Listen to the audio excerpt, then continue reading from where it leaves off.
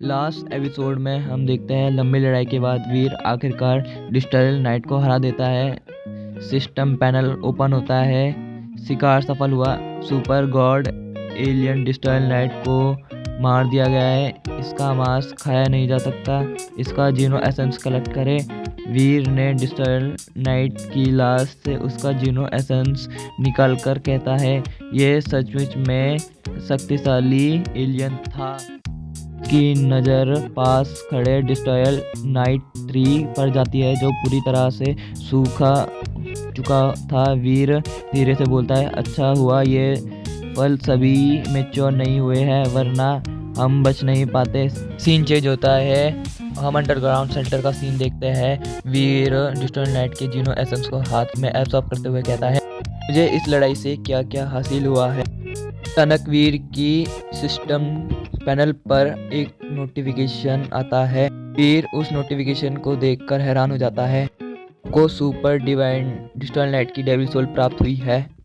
की आंखों पर एक चमक आ जाती है। वी अपने सी ऑफ सोल से नाइट की डेविल सोल को समन करता है।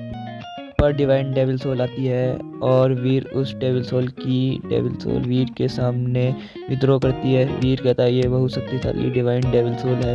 यह बहुत बढ़िया है। वीर जल्दी समन कैंसिल करता है।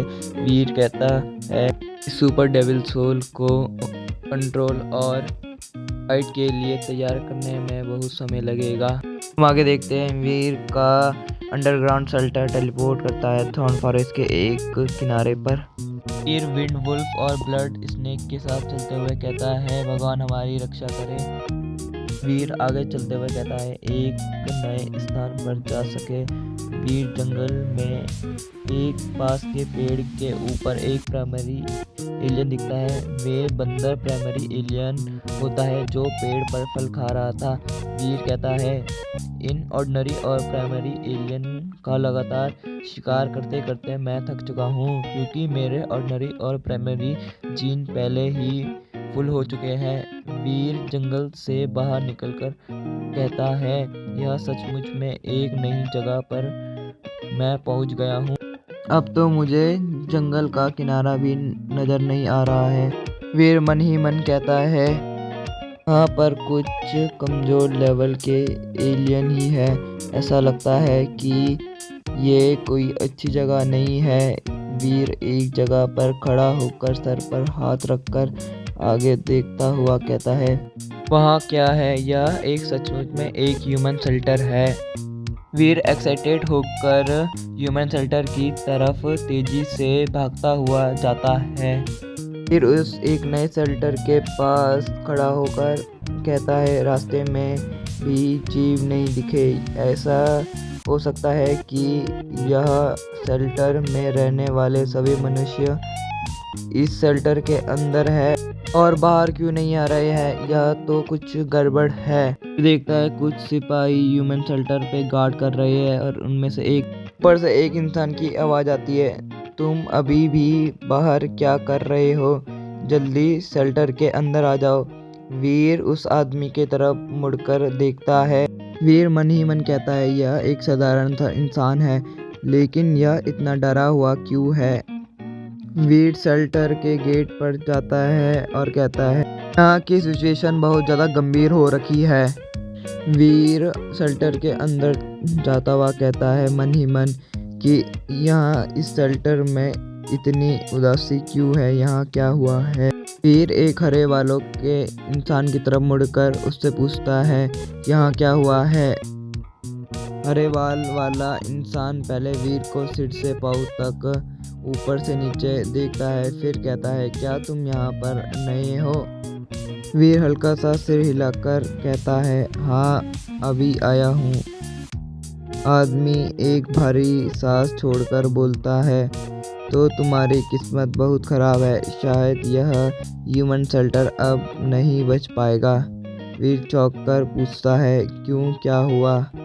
आदमी चारों ओर देखते हुए धीरे से बोलता है कुछ दिन पहले नोबल स्पिरिट शेल्टर के सिपाही ने हमें खोज लिया है।